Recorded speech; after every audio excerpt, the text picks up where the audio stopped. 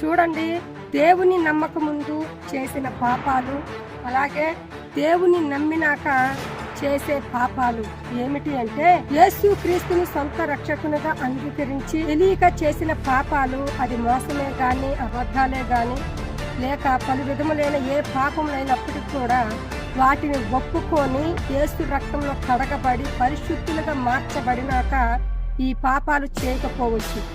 కానీ దేవుని నమ్మినాక చేసే పాపాలు ఏమిటి అంటే, ప్రార్థన చేయకపోవటమే పాపము. ప్రార్థన చేయకపోతే పాపమా అని అంటారేమో.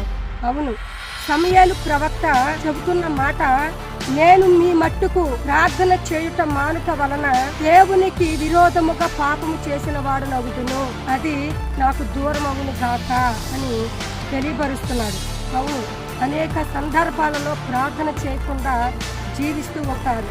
ఇది పాపము, దేవునికి ప్రార్థన చేయకపోవటం. అలాగే మరొక పాపము ఏమిటి అంటే, విశ్వాస మూలముగా కానిది ఏదో అది పాపము అని వాక్యము తెలియజేస్తుంది.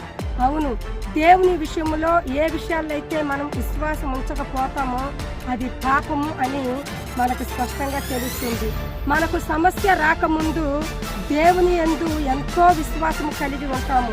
కానీ శ్రమ వస్తే మాత్రము దేవుని యందు ఉన్న విశ్వాసము తొలగిపోయి అవిశ్వాసము కలుగుతుంది, దేవుడు కార్యము చేస్తాడా అని.